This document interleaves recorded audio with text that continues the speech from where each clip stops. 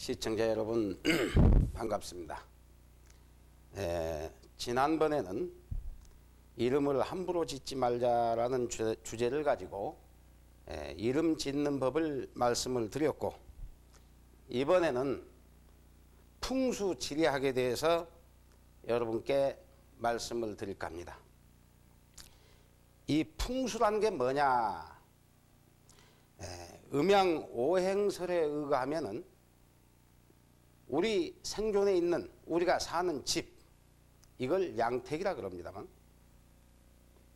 또 우리가 사후에 안거할, 편히 쉴 수 있는 무덤, 묘, 이것을 방위 또는 지형 등의 좋고 나쁨이 사람의 운명에 화복을 결정짓는다 하는 그러한 관계를 가지고 있는 것을 이 학설을 갖다가 우리가 풍수지리학이다 그렇습니다.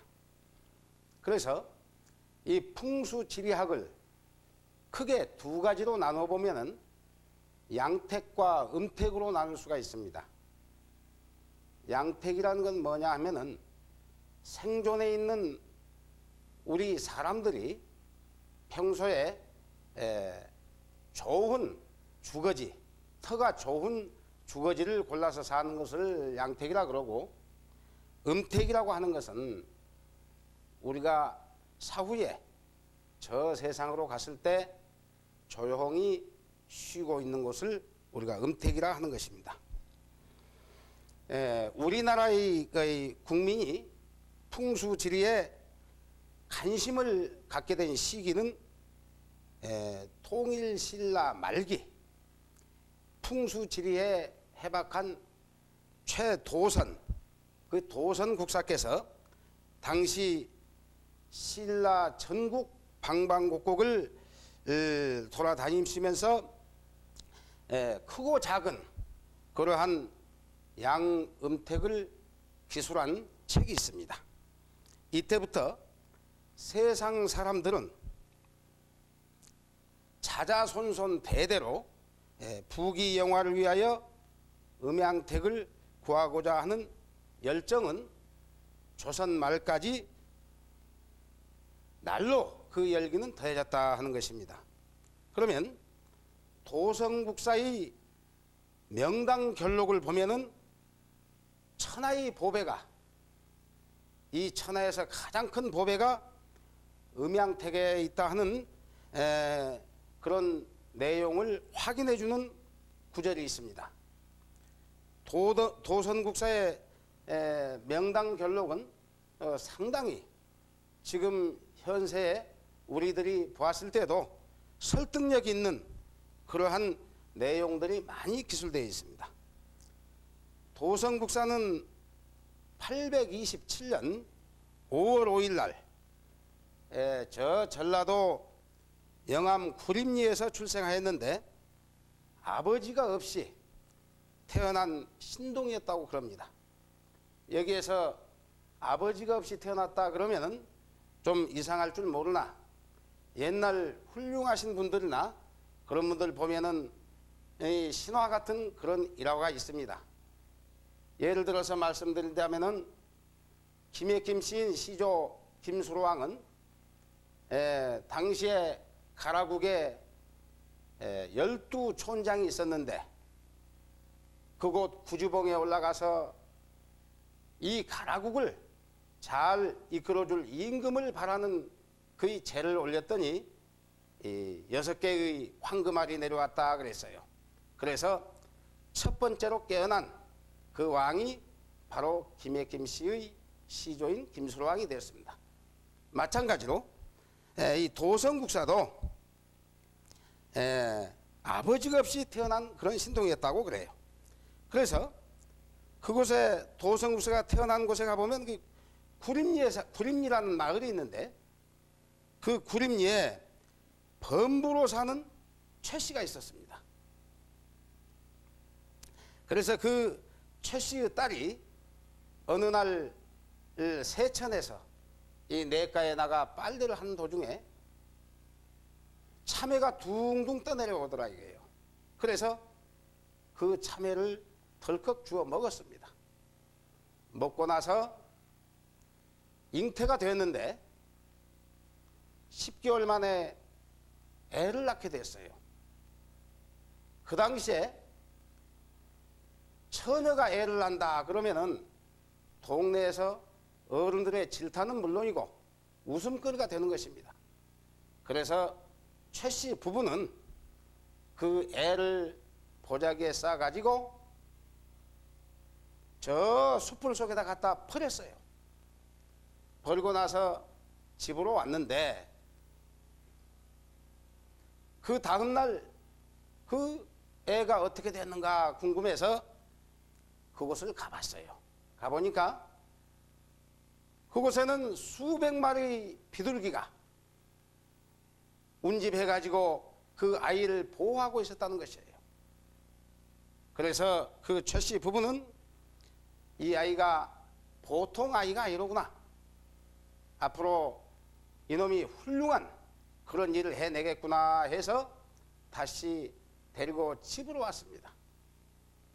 그래서 아버지가 없으니 성은 외갓집 성을 따가지고 최 씨로 하고 이름을 도선이다. 그래서 최도선이다 이렇게 이름을 지었던 겁니다. 도자는 길도자, 말씀은 맨날 먼저 선자. 그래서 최도선이라 해서 이렇게 이름을 지었다는 거예요.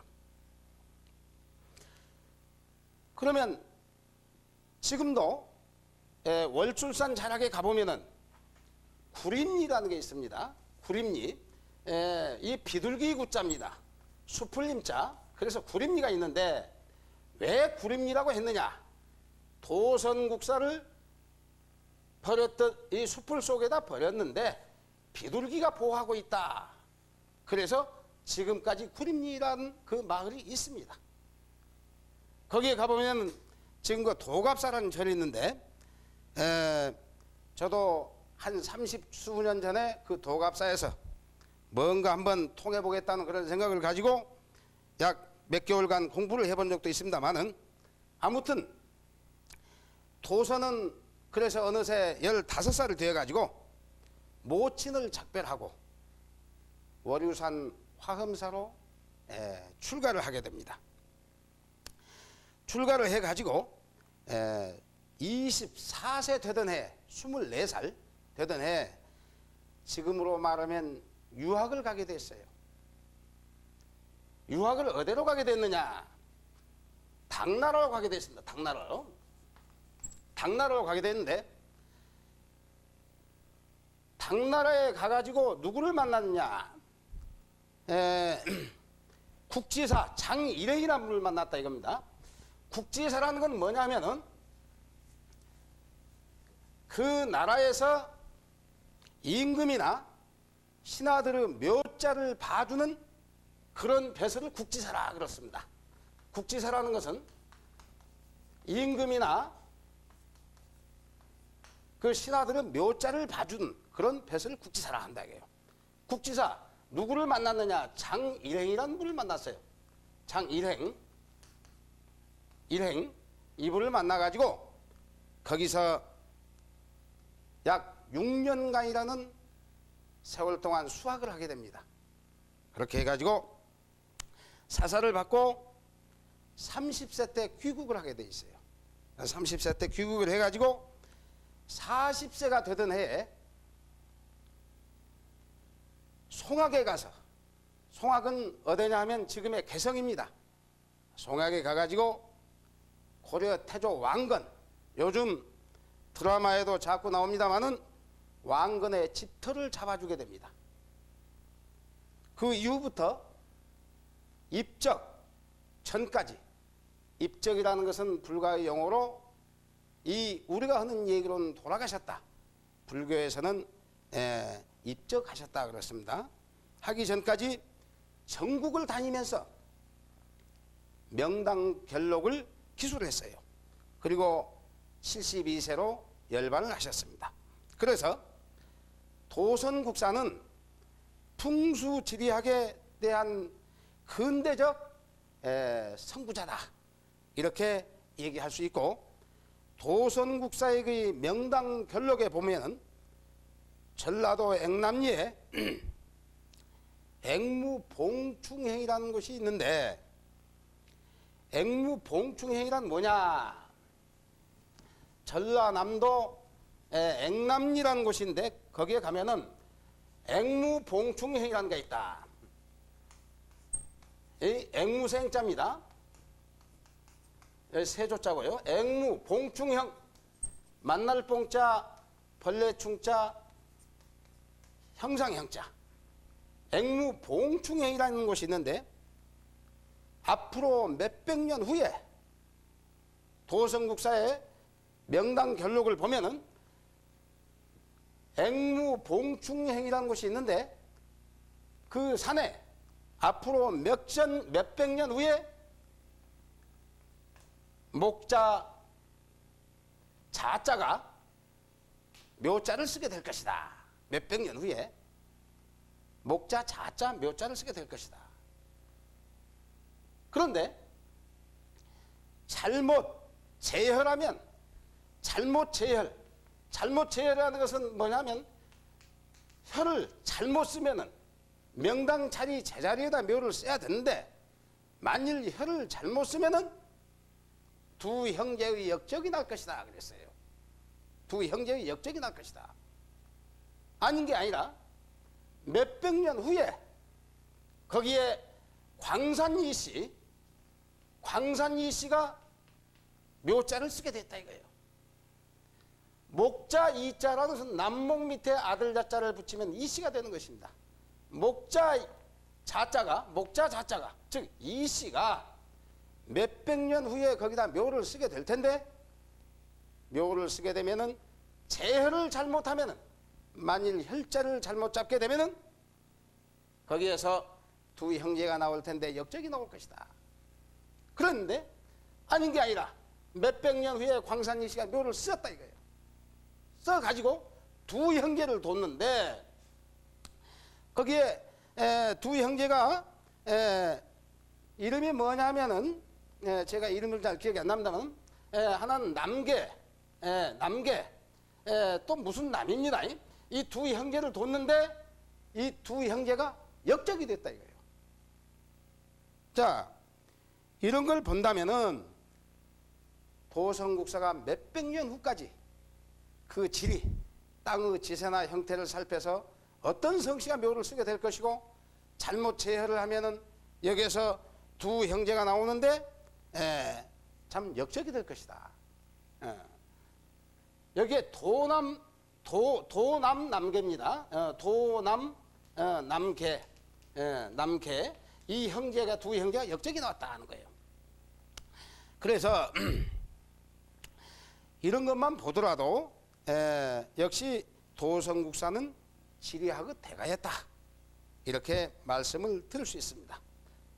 그렇다면은 자, 도성국사의 그러면 행적에 대해서는 말씀을 제가 드렸고, 다음에 두 번째, 명당은 삼합을 이루어야 한다.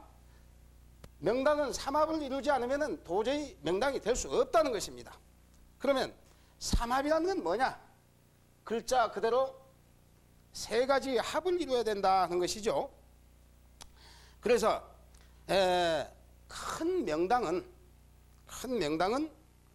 주인이 정해져 있는 것입니다. 큰 명당은 주인이 정해져 있고, 작은 명당은 그 자손들이 정말 내 부모를 위해서 잘 모셔야 되겠다는 그런 성의가 있으면 적은 명당은 찾을 수가 있는 것입니다. 다음에 직관을 잘 만나야 됩니다. 직관을 잘 만나야지 직관을 잘 못 만나면 안 된다. 그래서 이 세 가지 삼합이 잘 이루어져야 된다는 얘기죠. 그래서 그러면 이 삼합 중에서 좋은 명당에 들어가려면은 첫째, 본인이 생존시에 적선을 많이 해야 된다는 얘기예요. 착한 일을 많이 해야 이것은 명당에 들어갈 수가 있다. 아무리 자기가 명당에 들어가고 싶어도 평상시에 생존시에 적선을 하지 않고 나쁜 마음을 가지고 나쁜 행동을 하면은 절대 명당에 들어갈 수 없다. 조금 전에 말씀드렸지만은 두 번째로 적선을 생존시에 적선을 많이 해야 되고, 두 번째 자손들의 성이 정성이 필요하다. 정성이 필요하다는 얘기죠. 이 정성이 없으면은 안 된다. 내 부모를 정말 사후에라도 잘 모셔야 되겠다 하는 그런 정성이 필요하고, 그 다음에 세 번째는 직관, 즉 묘자리를 봐주는 직관을 잘 만나야 좋은 명당을 쓸 수가 있다 하는 것입니다. 그러면 다음에 혀를 찾는 방법. 혀는 어떻게 찾을 것인가? 제가 시간 관계상 간단히 제가 요점만 말씀을 드리겠습니다. 무령을 봐야 된다. 혀를 찾는 방법은 첫째, 무령을 보라. 무령이라는 게 뭡니까? 어떤 동물이나 어떤 사물의 형상을 보고 자를 판단하는 것을 무령이라 그렇습니다. 그래서 첫째는 무령을 보고, 두 번째, 이 두 번째는 산의 정신을 살펴야 된다. 산의 정신, 이 정신 얘기. 그러면 우리가 어떤 산을 봤을 때 명산을 가지 않습니까? 명산을 가면은 이 좋은 명산은 우리에게 기를 풀어 넣어준다 이거죠. 기. 우리 인간에게도 기를 풀어 넣어준다. 그렇다면 강한 기를 불어 넣어준 산은 그 기가, 정기가 살아있다 이렇게 보는 것입니다. 그래서 이 기를 살펴야 된다. 산이 살아있는 산인가? 기가 살아있는가? 예를 들어서 우리가 어떤 회사를 운영하는데 사람을 채용할 때 그 사람의 정신적인 기가 우리 회사에 들어와서 큰 일을 할 수 있는, 최선을 다할 수 있는 그런 정신적인 기가 똑바로 박혀 있는가 아닌가를 봐가지고 사람을 택하는 것과 똑같습니다. 마찬가지로 산에도 정기가 차 있어야 된다. 기가 없는 산은 안 된다는 얘기죠. 그래서 산의 기를 잘 살펴야 되고, 그 다음에 세 번째, 배복을 잘 알아야 된다. 배복이라는 건 뭐냐면은 등배자, 배복자입니다. 그 산이 등을 돌리고 있느냐, 묘자를 쓴다면 그 묘에 등을 돌렸느냐, 배신을 했느냐, 아니면 앞으로 딱 감싸주듯이 이렇게 싸주는 것이냐, 그걸 살펴야 된다. 그러면 배라는 것은 우리가 배신을 했다 그렇습니다. 등을 졌다. 주로 이 배 등배자를 가진 그런 형은 경사가 뒤가 가파르고 아주 그 험악한 산이 많습니다. 그 다음에 복, 앞을 감싸주는 이 복의 형상은 온화하면서도 약간 평평한 그런 자리가 많다 하는 것이죠. 그러면 제가 정신이라는 걸 말씀드렸는데, 산의 정기가 아주 중요하다 말씀드렸는데, 예를 들어서 다남 중에 이 남자가 많이 있는 그 가운데 일미녀가 즉 정기요, 정신의 기가 여기 있다는 얘기죠. 군계 중에 많은 이 닭 중에, 군계 중에 일학 한 마리의 학이 즉 정신이다 이거예요. 그래서 군계 중에 일학, 또 다남 중에 일미녀, 이것을 정신이라 하는 것과 마찬가지다. 그러면은 지금부터 오행산, 이 산에도 오행의 형이 있습니다. 전번에 제가 그 장명법의 말씀을 드릴 때 오행에 대해서 말씀을 드린 바 있습니다만은 오행산이 있어요. 오행산인데, 오행이라는 건 뭐냐? 목화토금수, 금, 수, 이걸 오행이라고 합니다만은, 이 오행이라는 것은 소우주, 우리 인간도 소우주다 그랬지 않습니까? 이 오행산이 있는데 목산이 있다. 목산은 뭐냐면 이렇게 나무와 같이 뼈 쪽 올라와 있는 산을 목성이라 그럽니다. 목성. 이건 목산이라고도 합니다. 다음에 화성이 있다. 이 불꽃과 같이 뼈 쪽 올라와 있는 산을 화성이라고 했습니다. 별성자입니다. 세 번째, 토산이 있어요. 이걸 토산이라고 그럽니다. 토성. 그 다음에 금산이 있어요. 금성 동구수로 하는 속에서 금성이라고 그런다. 금성. 그 다음에 수성이 있다. 이 수성은 뭐냐면 이 물고기와 같이 이렇게 생겨서 이걸 수성이라고 그렇습니다. 수성산이 있는데,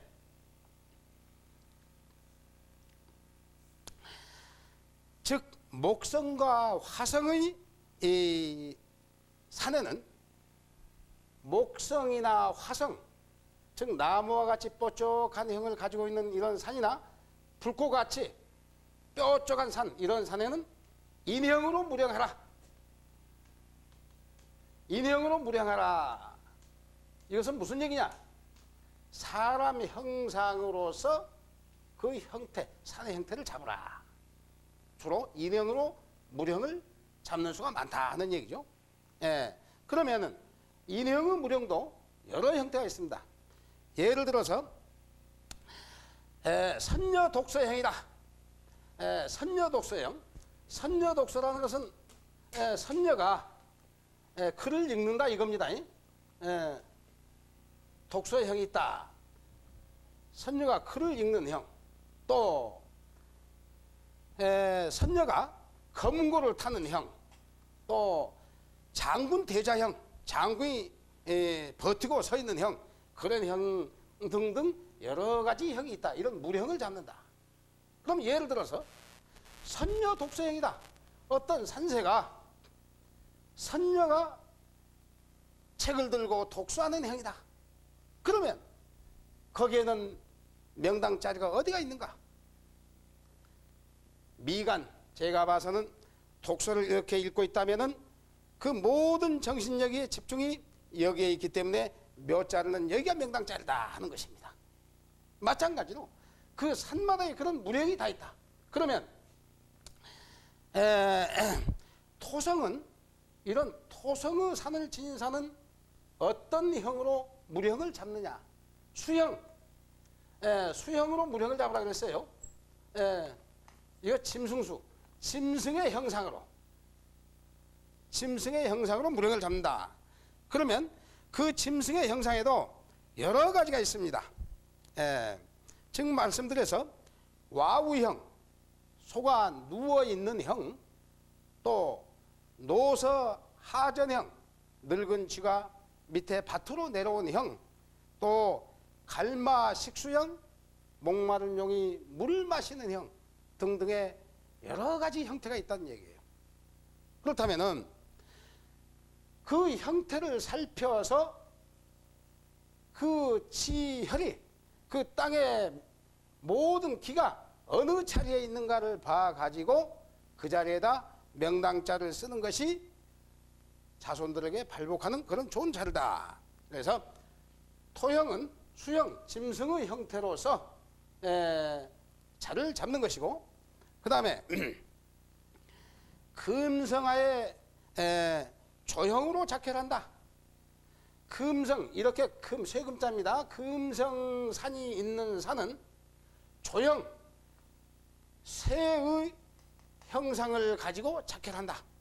예를 들어서 이런 조형을 지닌 산에는 비봉형, 만일 새가 나는 형, 또 노봉 귀소형, 늙은 새가 자기 집을 찾아오는 형 등등의 여러 가지 형태가 있는 것입니다. 그래서 금형에는 조형을 가지고 작혈을 하고, 그 다음에 수형. 수형이라는 것은 즉 물을 의미합니다. 이게 물고기와 같이. 그래서 수형인 산은 높지가 않습니다. 물고기 치듯이 이렇게 내려오는 산을 수형이라 그러는데, 이 수형산에는 용사로 작계를 하라. 용사라는 게 뭐냐? 용용자 뱀사자.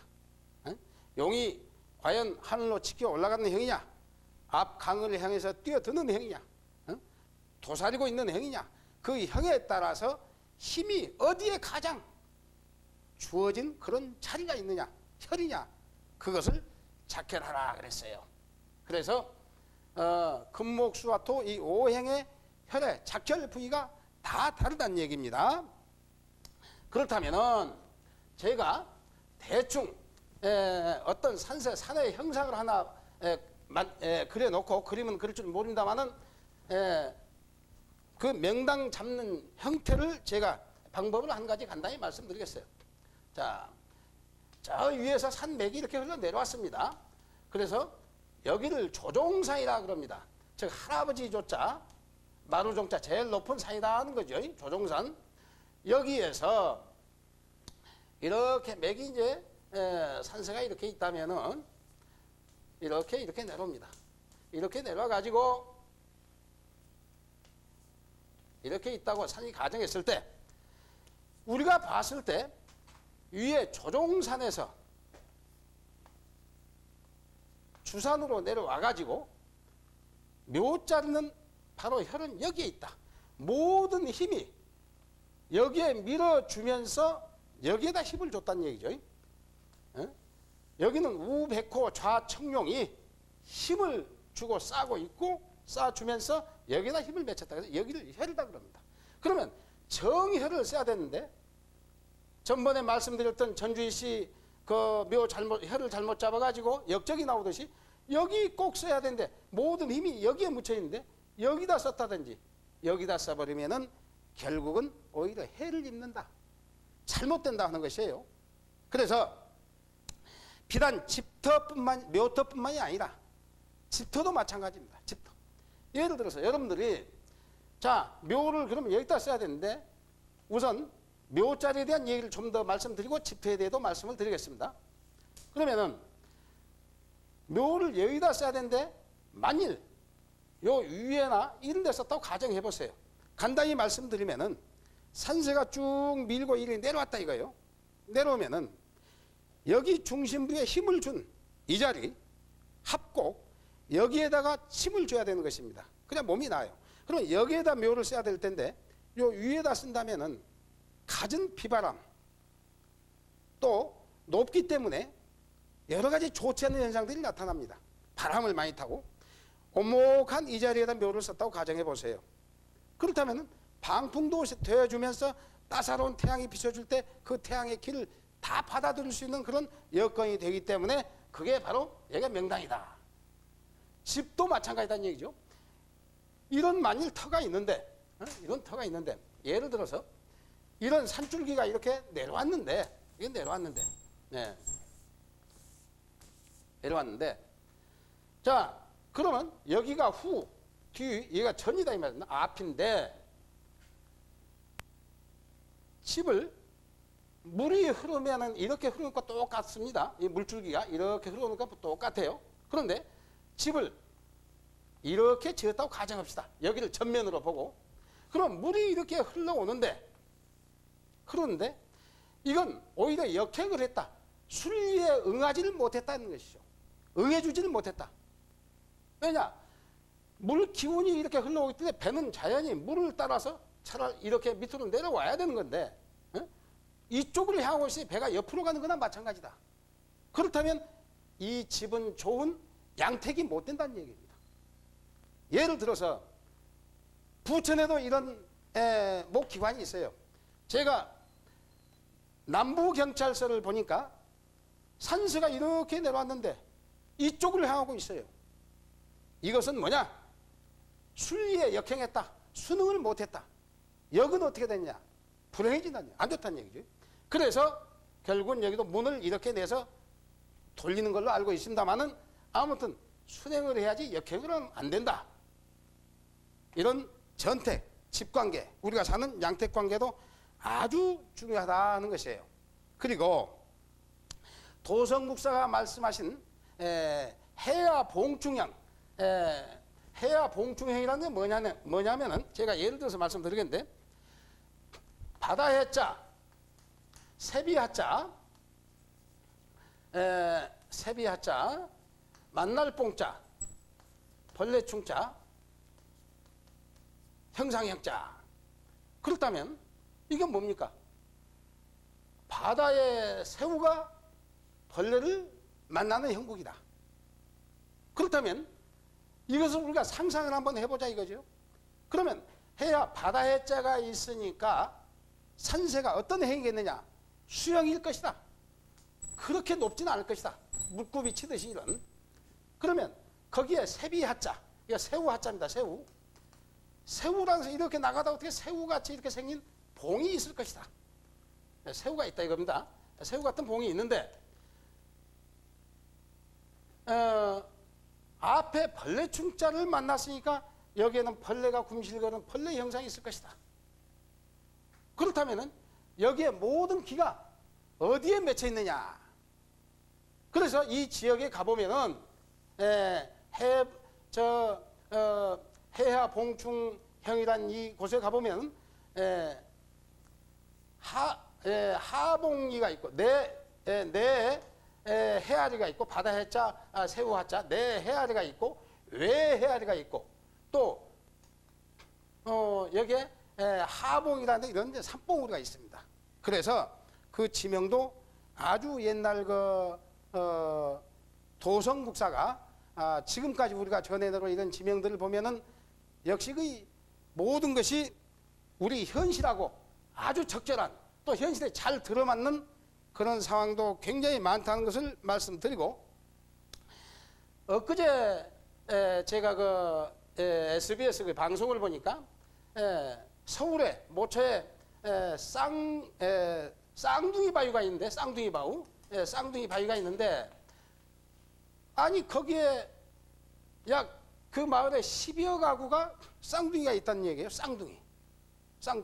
그래서 어떤 부부가 그 마을로 이사를 가면서 아니 오늘 봤는데 이 사람이 또 다른 사람 봤고 또 같은 쌍둥이다 이거예요. 이게 10가구가 있다 그러니까 웃고 들어갔어요. 아 이런 마을도 있구나, 참 희한하구나. 그런데 본인이 거기서 살다가 또 쌍둥이를 낳았어요. 그와 마찬가지로 저 전라도에도 가면은 이 쌍봉사이라는 그 돌사이라는 곳이 있는데 여기도 가면은 쌍둥이가 그 마을에 그렇게 많이 난다는 얘기죠.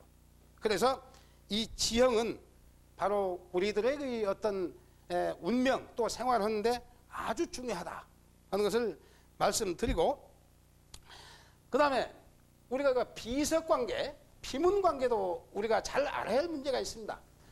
간단히 말씀드리자면은 이 비를 세우는데 노룡, 늙은 용이 승천형이라 하늘로 올라간 형이다 이래요.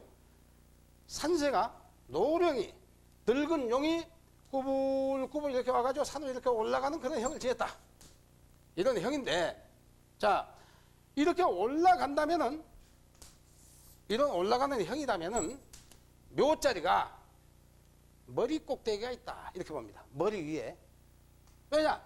용이 한로 승천을 하기 때문에 머리 위에다 묘를 쓰면은 그 집안이 엄청나게 일어날 것이라는 얘기죠. 그래서 여기에다가 옛날 어느 마을에 3대째 머슴살을 한 집안이 있었어요. 그래서 그 어머니가 자기 아들을 데리고 그 마을에 들어가서 그 아들을 머슴살을 시키면서 세상을 사는데 30세가 넘도록 아들을 장가를 못 보냈다 이거예요. 왜냐하면 얼굴도 못 났지, 돈도 없지. 그래서 장가를 못 보내고 살고 있는데 하루는 어머니가 돌아가셨어요. 그 어머니를 눈이 엄청나게 많이 왔는데 눈을 쓸고 대충 모신다는 게 여기다 모셨다 이거예요. 좋게야 모셨겠습니까? 그냥 평장 하다시피 추운 겨울날 눈을 쓸고 와서 대충 여기다 모신 거예요. 그냥. 그 당시에는 이 자리가 노령이 승천하는 데라고는 생각을 못하고 그냥 여기다 썼던 거예요. 그랬는데 묘자를 쓰고 나서 그 이듬해 그 노총각이 장가를 가게 됐어요. 그랬는데 아들을 하나 낳았는데 그 녀석이 용신호안이라 즉 몸은 몸 빠지듯이 쭉 빠졌고 얼굴은 호랑이 같이 말이 우락부락 생겨가지고 아주 이놈이 잘생겼어요. 그렇게 해가지고 그 애가 성장을 해서 훌륭한 인물이 됐습니다. 그래서 그 집안이 대대로 그 근처에 전답을 싹 사다시피 하고 대대로 부자가 됐다 이거예요. 그래서 문중회의를 열었어요. 자, 우리가 이렇게 잘 살고 부자가 되는 것은 바로 이 묘자리 덕분이니까 물어보니까 묘자리 때문에 잘 된다니까 여기다가 우리가 봉도 키우고 여기다 비석도 큰 걸 해서 세우자 해서 여기다가 큰 비석을 앉혔다 이거예요. 봉을 엄청나게 키웠다 이거예요. 어떻게 되겠습니까? 상상을 해보세요. 용이 고개를 쳐들고 하늘로 올라가야 할 용이 무거운 비석에 고개가 자꾸 땅으로 처박히니까 이렇게 하고 나서 그 집안이 몰락하기 시작하는데 고관 대자 하던 사람들은 하루아침에 모가지가 달아나고 또 살림은 날로 빈공해지고 그렇게 해가지고 그 집안이 몰락했다는 얘기가 있어요. 그래서 이런 것을 보면은 그 명당자리가 아주 중요하다 하는 것을 말씀드리고 우리의 이 전택 집도 보면 그렇습니다. 집도 보면은 들어온 입구를 보자 이거예요. 들어온 입구를 보면은 사람의 입이나 마찬가지입니다. 들어온 입이다 이거예요. 문. 그러면 건물에 비해서 만일 입구가 너무 적어도 몸은 큰데 들어온 입이 적은 거나 마찬가지고 건물은 적은데 들어온 문이 너무 커도 이게 문제가 되는 것입니다. 또 건물의 창문은 우리 인간으로 말하면 이목이나 마찬가지예요. 눈이나 마찬가지다. 밝은 빛을 받아야 좋다는 얘기입니다. 그리고 또 우리 몸에는 이 혈액이 돌고 있습니다. 이 집에는 전기와 수도가 있다. 우리 혈액이나 마찬가지다. 그래서 하나의 건물을 지어도 이런 조화를 잘 이루어야만이 그 원만한 건물, 그 집에서 잘 살고 탈이 없다. 만일 건물을 지을 때 우리 역학상으로 봤을 때 오행으로 어떤 극을 해버린다든지 또 화장실을 서쪽이나 북쪽으로 내야 좋은데 입구를 향해서 내버린다든지 그렇다면 그 집에서는 항상 불상사가 있고 어려운 일이 겹치는 것입니다. 병고가 끊길 날이 없다는 얘기죠. 그런 것을 우리는 명심해야 된다 하는 것입니다.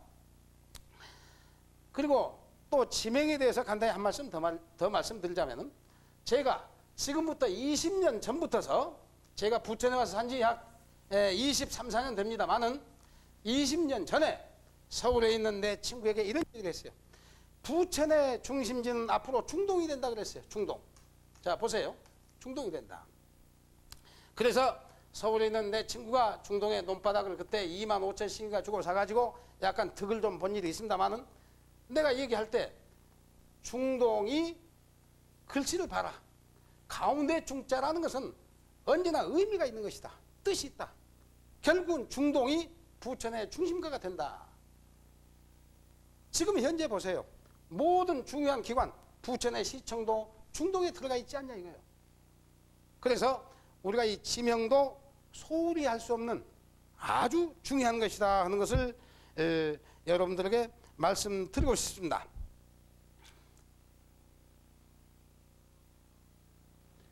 그리고 이 부천이란 지명을 보면은 부자 부자 내천자 이렇게 되어 있습니다. 지금 중동에 굴포천, 즉 내를 만들고 있습니다. 그러면 부천이 지명대로의 모든 것을 갖추려면은 내가 완성이 돼야 부천이 제 기능을 발휘하지 않느냐. 그래서 부천의 저 굴포천이 완성이 되었을 때 부천은 더욱더 발전하고 앞으로 좋은 그런 도시가 되겠고 또 좋은 인재들이 많이 태어나지 않겠느냐 하는 생각이 들고, 자, 그 다음에 그러면은 명당에 대해서 이만큼 말씀을 드렸는데, 다음에 사각이, 작 말씀드리면 사각, 즉 묘자를 쓸 때 여기가 풍우하면은, 묘를 쓰는 그 주의가 풍우하면은 부격이다 그랬습니다. 즉 부자가 많이 난다. 다음에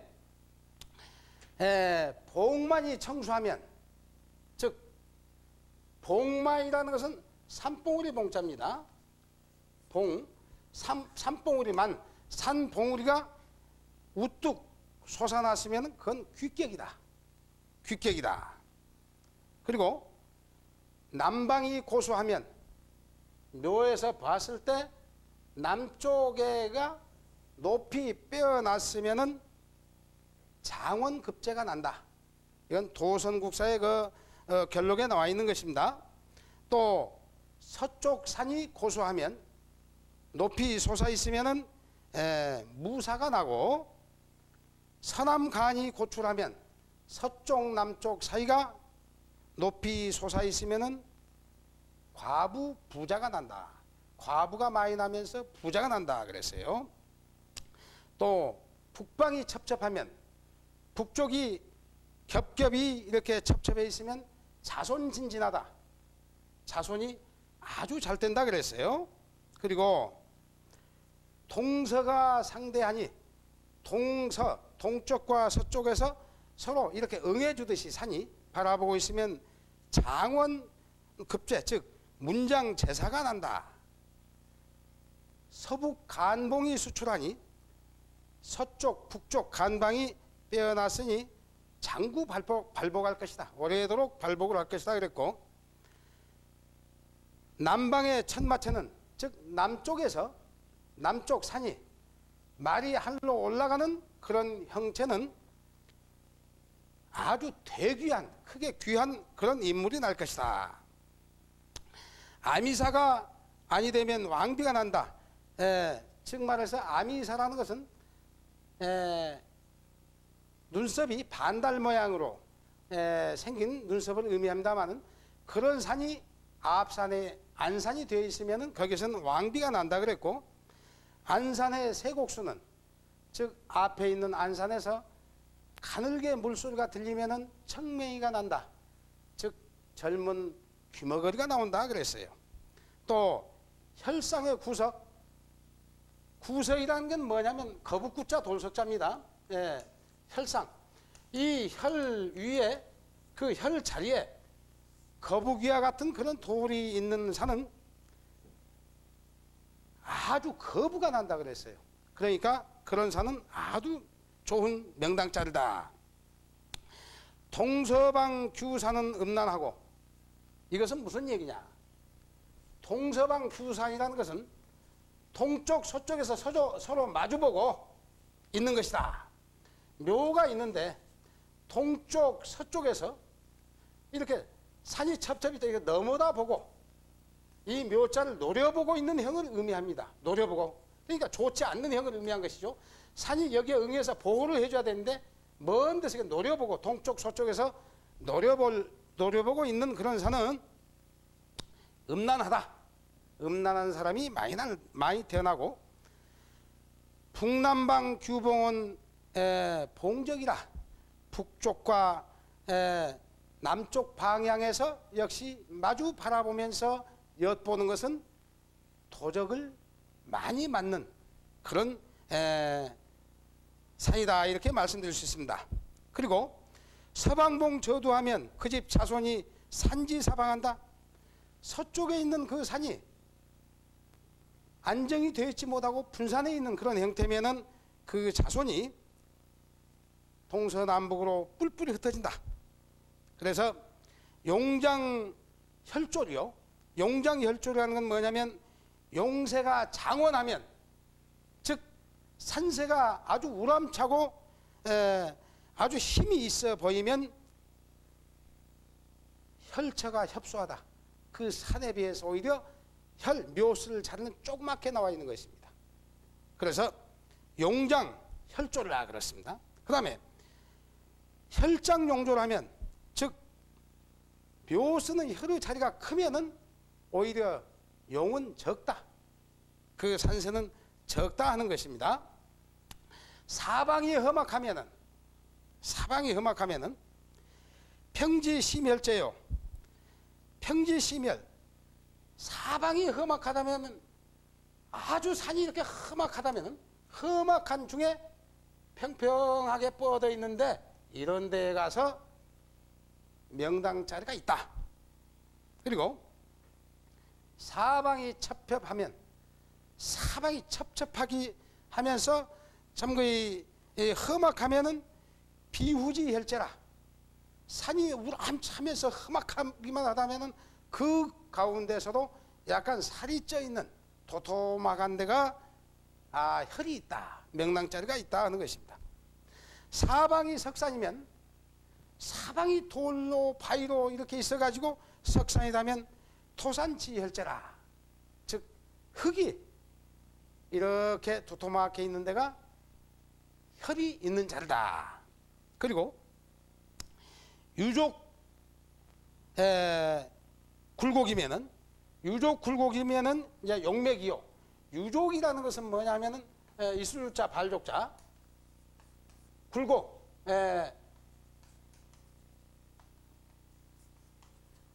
발이 있다. 유족이나 굴곡이라는 것은 이 용태, 즉 산의 형태를 의미합니다.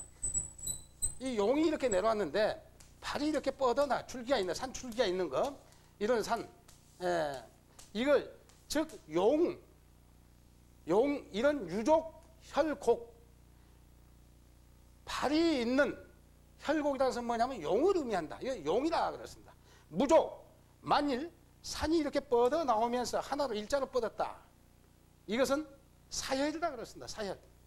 그래서 산새가 나와 있으면서 발이 뻗어 있는 것은 용혈이다 그러고, 산새가 쭉 하나로만 뻗쳐 있는 것은 이걸 사혈이다. 이렇게 말씀을 드릴 수가 있습니다. 아무튼 여러분 시간 관계로 제가 오늘은 이만 말씀을 드리고, 제 얘기가 조금이라도 여러분들 생활에 도움이 되셔서 앞으로 좋은 일, 또 행복한 일이 날로 계속되시기를 기원하면서 이만 제 강의를 마칠까 합니다. 대단히 감사합니다.